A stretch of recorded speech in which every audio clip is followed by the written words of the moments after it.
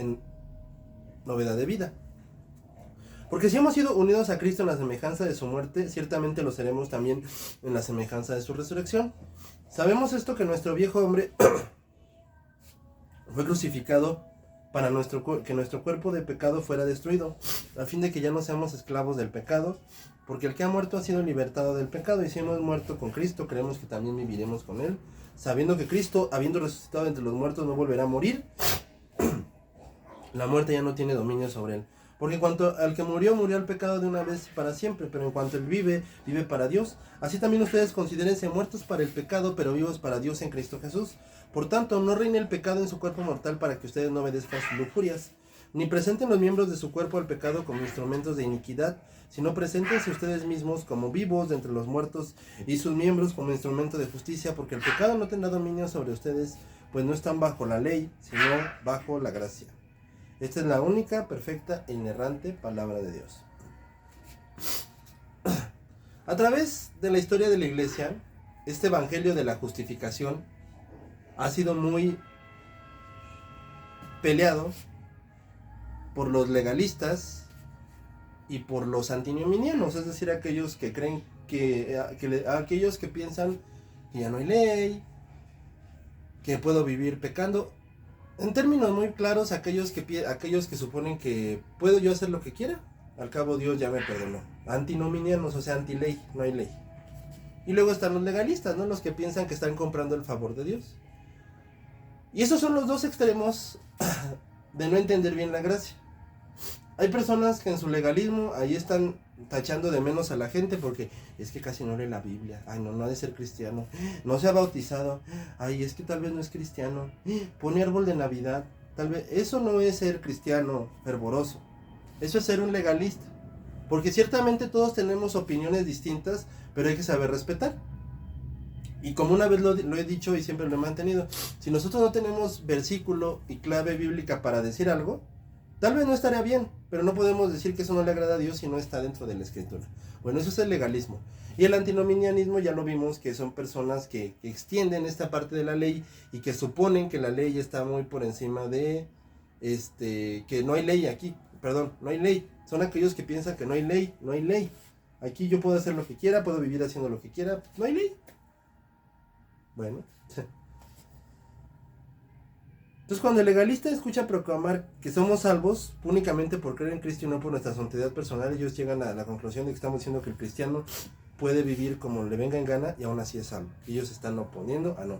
Y por el otro lado, los antinominianos, que somos salvos por gracia, no por obras, ya que Cristo obedeció la ley en nuestro lugar y por lo tanto yo ya no tengo que preocuparme por eso. Mis hermanos, se los vuelvo a recalcar, estos son errores en los que jamás tenemos que caer. Cuídate de exagerar la gracia de Dios a un punto en el que tú digas puedo vivir haciendo lo que quiera, porque de verdad te estás burlando de Dios. Y también cuídate de creer que estás comprando el favor de Dios con tu bautizo, con tu lectura bíblica, con tu oración. O sea, cuídate de ser un legalista, porque estás diciéndole a Dios en su cara, no valió tu sacrificio. Aparte de lo que hiciste, yo también tengo que hacer lo mío. O sea, yo no soy salvo por obra, por tu muerte en la cruz. Soy salvo por tu muerte en la cruz y aparte también por lo que yo hago. Cuando tú le agregas una mínima obra de soy salvo por lo que tú hiciste y aparte porque me bauticé, aparte porque leo la Biblia, aparte porque oro mucho, aparte porque no falto a la iglesia, aparte porque soy buen padre, ya fuiste, ya estás cometiendo un grave error que es el de creer que estás comprando el favor de Dios. Tenemos que cuidarnos de los dos extremos. Pero ciertamente, aquí es un punto de cierre en nuestra introducción. También esto nos lleva al punto de si se pierde o no se pierde la salvación. Bueno, la Biblia declara por todas partes de que la Biblia no se puede perder. ¿Por qué no se puede perder? En términos mecánicos no se puede perder porque tú no puedes perder algo que tú no ganaste, ¿sí? O sea, tú no ganaste la salvación, por lo tanto no la puedes perder. Jesucristo y Dios la consiguieron por ti. Ellos te la otorgaron, te dieron ese regalo. Ahora, se sale el siguiente punto, ¿no? De que el punto clásico. Bueno, si no puedo perder la salvación, entonces ¿qué me estás diciendo? Y no puedo perder la salvación y la salvación es eterna. Entonces me estás diciendo que yo puedo vivir haciendo lo que quiera y que puedo seguir pecando a gusto, al fin y al cabo que ya soy cristiano y que nunca voy a perder mi salvación. No, para nada. Porque la persona que piensa que soy salvo y que ya como soy salvo puedo hacer lo que quiera, esa persona no es cristiana. No es cristiana. El problema, hermanos, es que hoy estamos acostumbrados a decirle hermano a todo aquel que ocupa un lugar en una iglesia local, en una iglesia cristiana. Ese es el problema de hoy en día. Entonces, como estamos tan acostumbrados a que todos somos hermanos, no entendemos que hay personas que en la vida van a ser cristianos. No entendemos que hay traidores de Jesucristo que están metidos en tu iglesia, posiblemente incluso hasta sirviendo, incluso hasta pastoreando. Y a todo mundo le decimos hermano. Entonces, cuando a todo mundo le decimos hermanos, empezamos a decir, si no le echa ganas el hermano fulanito o la hermana fulanita, va a perder su salvación, ¿eh? Porque es hermano y Cristo lo compró. O sea, me estás diciendo que Cristo te compró, Cristo te santificó, Cristo te salvó, pero vas a perder esa salvación. Eso es imposible. La salvación no se pierde. Lo que sucede cuando empieza el debate de, bueno, pues entonces, si no la pierdo, puedo vivir haciendo lo que quiera, al cabo que nunca la pierdo. No, porque si tú piensas eso, tú no eres cristiano. Y la conclusión que parece más lógica para los que piensan que pueden hacer lo que quiera es, ¿qué diremos entonces? ¿Continuaremos en el pecado para que la gracia abunde? Por eso de verdad, yo te invito a que, bueno, no como tal a que no escuches a tus predicadores favoritos, sino que escuches a verdaderos expositores que exponen la Biblia antes que cualquier cosa, porque esa es la base de un verdadero predicador, estar casado con la exposición de la propia Biblia. Recuerdo, yo te lo puedo comentar, ¿no? A mí sí me han pedido, predica de un tema, ok, pero normalmente no es mi estilo, ni es lo que yo hago. O sea, si a mí me dices, predica de ese tema, lo hago con mucho gusto, como es la Biblia, exponiendo la palabra, aplicando el pasaje, en fin, pero no es mi estilo. ¿Por qué no es mi estilo? Porque cuando uno se ciñe a exponer los libros de la Biblia, está exponiendo claramente lo que la Biblia dice. No hay vuelta de hoja, no puedes irte a otro lado, te expones lo que la Biblia dice. Entonces, yo te recomiendo eso, que escuches ese tipo de personas, y también te recomiendo de verdad, se los recomiendo ampliamente, que en serio, lean su Biblia, hermanos, y léanla bien. Porque gracias a no leer la Biblia, por eso la gente se anda desviando, y si se pierde, no se pierde. Aquí está muy claro que no se puede perder, y que aquellos que viven haciendo lo que se les da la gana y se llaman cristianos, no son cristianos. Aquí está tu Biblia que te enseña que hay personas que nada más están metidas en tu iglesia, pero ni siquiera son cristianos. Aquí está la palabra de Dios que te enseña que hay personas que están quizás hasta sirviendo y son traidores a Jesucristo. Aquí te enseña la palabra que hay personas que se la creen y se la compran ellos mismos, de que por su servicio y de que por lo que han hecho, y no son cristianos. Ajá. No han nacido de nuevo. Así que leamos nuestra Biblia. Y de ahí sigue la reacción, yo diría casi emocional de Pablo cuando el versículo dice de ningún modo. Esta palabra de ningún modo se podría traducir aquí en México a lo que quiere decir never, jamás. O sea, si a Chirulán le dicen, vete y declárale a Florecita, él tal vez podrá ser muy, decir, bueno, yo sí hago esto por mis amigos, pero la verdad, esto no lo hago. Y háganle como quieran, no lo hago. No, pues entonces ya no estamos hablando, no me hablen, pero háganle como quieran, ya no lo hago. O sea, cuando nosotros llegamos a ese punto de quiebre en el que decimos, ¿sabes qué? Yo no lo voy a hacer, hazle como quieras, no lo voy a hacer. Cuando posiblemente también hay hijos rebeldes que llegan a ese punto, padres o madres que llegan a ese punto de, ¿sabes qué, hijo? No me interesa que seas mi hijo. Si no te comportas, te vas de la casa. No hay vuelta de hoja. En nuestro idioma mexicano no hay vuelta de hoja, es que ya no hay más. No sucede. Entonces, cuando Pablo dice, no hay vuelta de hoja, de ningún modo es lo que está diciendo, no hay vuelta de hoja. Nosotros que hemos muerto al pecado, ¿cómo vamos a vivir aún en él? ¿Cómo? Y Pablo reacciona de ningún modo. Mis hermanos, aquellos que son miembros de tu iglesia a la que tú estés perteneciendo, mira, tú puedes tener varios años en la membresía de esta iglesia. Bueno, a las que tienen membresía, ¿no? Porque hoy en día ya a todo mundo le dicen hermano, pero bueno. Tú puedes llevar años en la iglesia en la que tú estás congregándote. Dicho sea de paso, te tienes que congregar, porque si no, ni siquiera eres cristiano. Tú puedes tener varios años en la iglesia y si tú no estás siendo santificado, tú nunca fuiste santificado. Y vas camino al infierno con todo y tu membresía. Tú puedes llevar muchos años sirviendo y vas camino al infierno con todo y tu servicio. Tú puedes hablar en lenguas y vas camino y al infierno con todo y tus lenguas.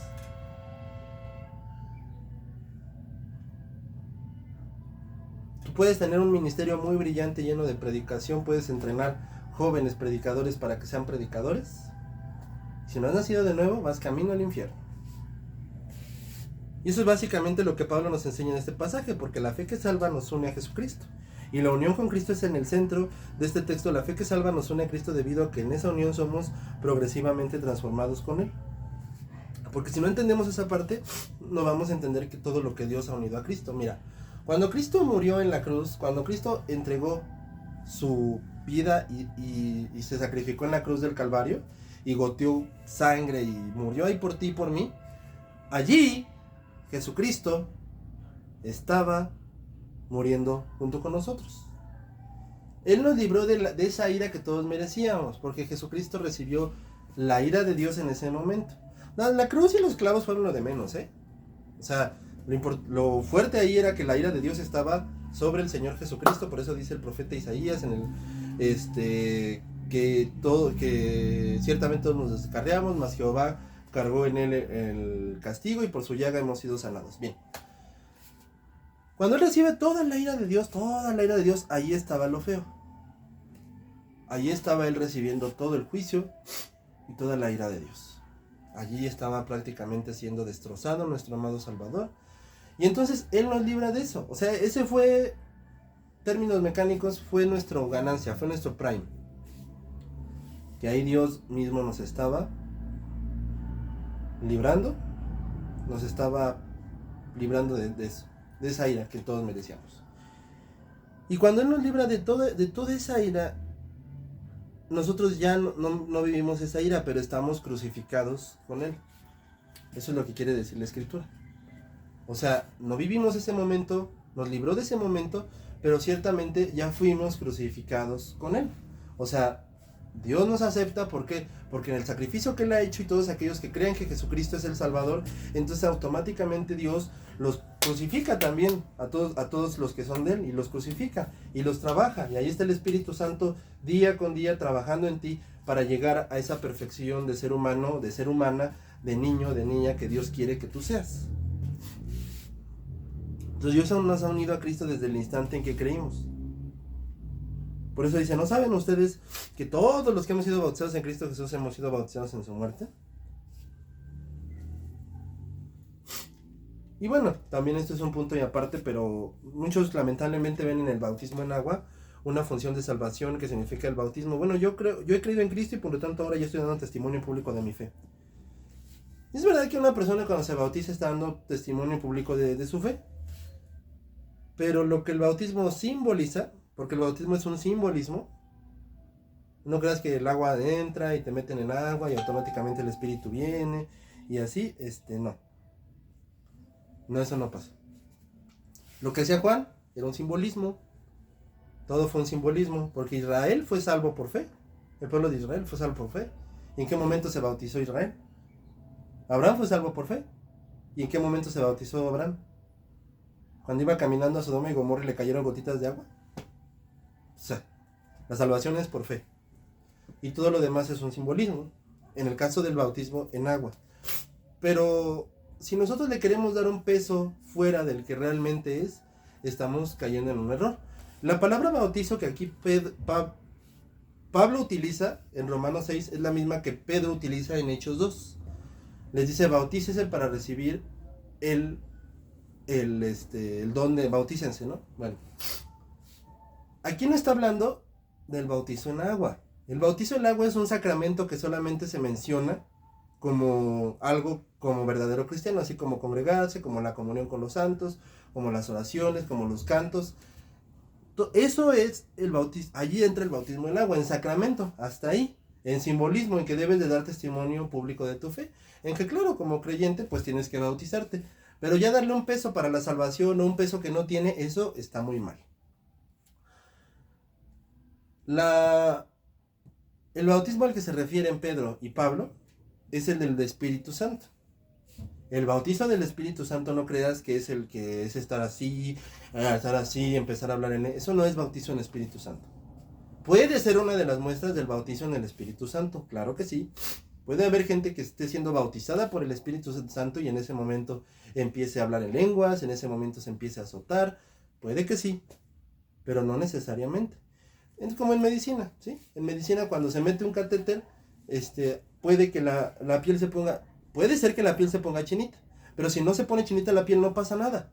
Eso ya es de la reacción del cuerpo. Y de la misma manera que un bautismo en el Espíritu Santo se evidencie por hablar en lenguas o por tirarte al suelo, por cualquier manifestación del Espíritu Santo, puede ser, pero no necesariamente pasa.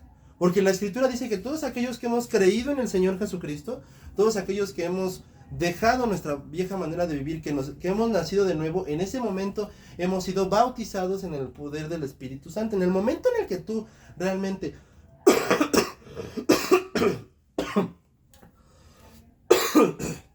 perdón, en el momento en el que tú estás, Señor, yo te recibo en el nombre de Jesús y yo muero a mis pecados y te pido nacer de nuevo, y en el momento en el que tu corazón está naciendo de nuevo, en ese momento el Espíritu Santo te está bautizando. No creas esas mentiras de que el bautismo en el Espíritu Santo es algo que viene después, es algo que inunda el cuerpo después, es algo que está en un culto de avivamiento y que está sonando las de Mario Rivera. ¡Ah, el bautismo en el Sinaí! No. Esas son manifestaciones. Manifestaciones del Espíritu Santo. Y esas pueden ser a cualquier momento. Estamos orando, se manifiesta el Espíritu Santo, está la alabanza muy poderosa, se siente el Espíritu Santo. Pero eso no quiere decir, ay, está siendo bautizado. No está siendo bautizado. Tú fuiste bautizado en el momento en el que creíste. Ese es el bautismo al que se refiere. Y por lo tanto hemos sido sepultados con Él por medio del bautismo del Espíritu Santo a muerte, a fin de que como Cristo resucitó entre los muertos, así también nosotros andemos en vida nueva. Así que Dios me mató, Dios te crucificó y Dios te resucitó. Y por lo tanto, familia, todas las bendiciones que tú y yo recibimos de parte de Dios vienen a ser únicamente por la plenitud que Dios nos ha dado. No es algo que se nos da por lo que Cristo hizo. Es que Dios nos da a Cristo mismo porque habite en nosotros. Y por su Espíritu Pablo nos enseña, pero por obra suya están ustedes en Cristo Jesús, el cual se hizo para nosotros sabiduría y santificación y redención. El que se gloríe solamente en Dios. Y por supuesto que esta unión es un misterio que no podemos entender cómo es que nuestra vida está unida a Cristo. O sea, no podemos entender cómo es que se bautiza.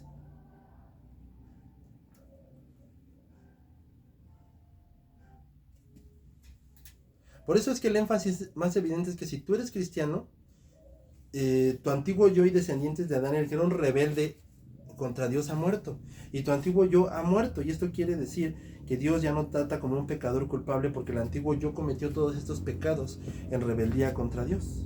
Y lo ejecutaron y fue muerto en la cruz con Jesucristo. Y ahora ya no hay condenación, dice Romanos 8, para los que están en Cristo Jesús, los que no andan conforme a la carne, sino conforme al Espíritu.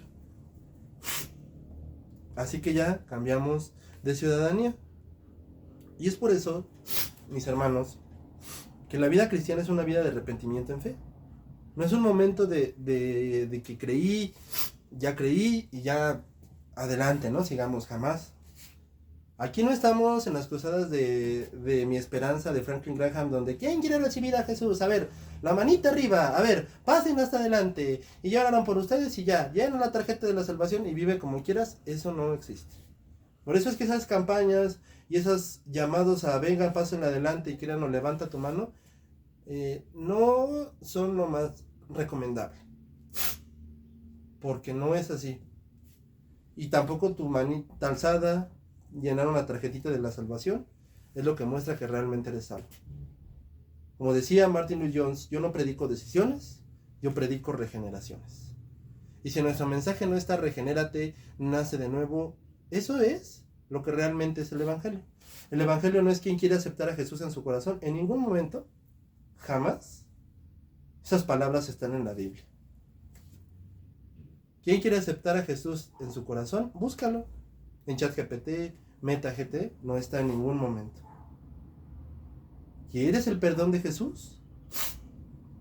Tienes que venir a Cristo. Esas son palabras bíblicas para hacer un llamamiento. Pero ¿quién quiere recibir a Jesús? O sea, ¿tú le vas a dar permiso de entrar? Eso no está en la Biblia. Dios tiene un plan maravilloso, tampoco está en la Biblia.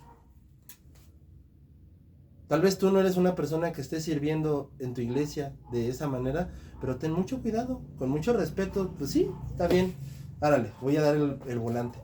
Con mucho respeto, porque Dios no nos ha llamado jamás a pelearnos con nadie, y mucho menos a perder el tiempo con personas necias.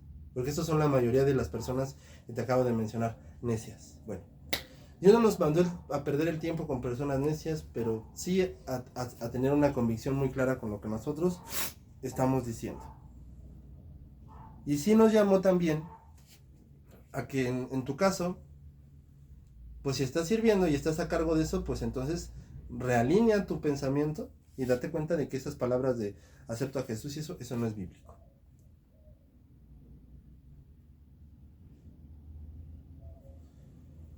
Así que lo que nos distingue es que Dios sea glorificado en nuestras vidas y que Dios sea el que realmente reina en nuestra vida. Y debido a tu vida pasada, debes entender que tú generaste una debilidad, un apetito particular por estas cosas y vas a tener que mantener una vigilancia continua y alejarte de todos esos pecados. Como dice primera de Juan 5 del 18 al 21, sabemos que todo el que ha nacido de Dios no peca, sino que el que nació de Dios lo guarda y el maligno no lo toca. Y sabemos que somos de Dios y que el mundo entero está bajo el poder del maligno. Y sabemos que el Hijo de Dios ha venido y nos ha dado entendimiento a fin de que conozcamos a aquel que es verdadero y nosotros estamos en aquel que es verdadero en su Hijo Jesucristo. Hijos, aléjense de los ídolos. Sal huyendo de Sodoma y de Gomorra. No reine el pecado en su cuerpo mortal, con esto concluimos. No reine el pecado en su cuerpo mortal, para que ustedes no obedezcan sus lujurias, ni presenten los miembros de su cuerpo al pecado como instrumentos de iniquidad, sino preséntense ustedes mismos a Dios como vivos de entre los muertos, y sus miembros a Dios como instrumentos de justicia, porque el pecado no tendrá dominio sobre ustedes, porque no están bajo la ley, sino bajo la gracia. Tú sigue en pie de guerra, dependiendo del Espíritu Santo, porque ahora, mi hermano, que tú no lo creas porque el pecado te hace creer que tú no puedes, tú te puedes decirle a todos esos pecados que hay en tu vida que ya no se enseñorean en ti, porque ya no sobre ti está la ley, está la gracia del Señor Jesucristo. Y como últimas dos aplicaciones, a todas aquellas personas que creen y que suponen que la gracia de Dios es para pecar y que pues todos pecamos, así que a mí no me des el sermón porque a todos pecamos, y todos somos para pecar, entonces yo pues ni modo tengo que seguir pecando y pues es que el pecado se siente bien sabroso, así que a mí ¿qué me dices? Bueno, tú tienes que saber que el pecado está en nuestras vidas y que nosotros no podemos burlarnos de Dios, no nos podemos burlar. Hay personas que eso creen. Bueno, pues que todos pecamos. No, eso no es excusa. Allá arriba al cielo no vas a llegar a decirle eso a Cristo. Así que entiende de una vez por todas que de Dios no te puedes burlar. No te puedes burlar. Y si realmente Dios te llamó, tienes que vivir en una vida y en una santidad total y absolutamente para Él. Si Dios realmente te llamó. Así que vivamos en esa vida que Dios preparó para todos y cada uno de nosotros. Y a todos aquellos que no creen que Jesucristo es su Salvador, tienen que entender que Él nos llamó a esa vida, a esa muerte de cruz, a esa salvación. Y si no estamos bajo la salvación, estaremos totalmente bajo la ira de Dios, estaremos totalmente bajo el juicio de Dios. Y hoy no hay ninguna salvación más que estar juntamente crucificado con Cristo, más que vivir bajo la gloria de Dios. Y sobre todas las cosas, creer en este pasaje, que es lo que nos expone principalmente, que de Dios no nos podemos burlar, y que es mentira eso de que Él nos ha llamado a vivir y que podemos ser salvos y que soy salvo y que puedo seguir viviendo pecando. Eso es mentira. Dios nos ha salvado y nos ha dado una vida eterna, y nosotros no vivamos burlándonos de Él. Vivamos en esa gloria a la cual nos ha llamado, y vivamos, como dice la canción, escalando peldaños y llevando la cruz, porque ya viene la recompensa y ya no lloraremos, porque tu Salvador, mi Salvador, tu Rey y mi Rey se ha entregado por todos y cada uno de nosotros. Despidámonos en oración. Padre, gracias te damos porque tú has sido bueno y has sido misericordioso con todos y cada uno de los que integran tu pueblo. Te pedimos, Padre, que tú seas hablándoles a sus vidas, Señor, que tú seas persuadiendo sus vidas y que sea el Espíritu Santo aquel que toque sus corazones, Señor, y que aplique las palabras de este mensaje, Señor.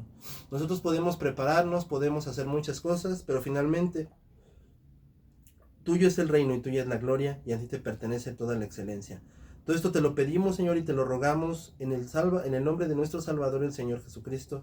Y que aquellos que no son salvos, Señor, vengan a creer en la cruz. Aquellos que siguen creyendo que pueden vivir burlándose de ti, Señor. Aquellos que siguen creyendo que pueden vivir teniendo una doble vida, Señor. Aquellos que creen que pueden seguir viviendo, Señor, siendo tu amigo y al mismo tiempo amigos de este mundo. Que tú le quites esas vendas de sus ojos, Señor. Que tú toques esos corazones y que les demuestres que eso es mentira, Señor. Claramente se los pongas, Señor, y que ellos no tengan excusa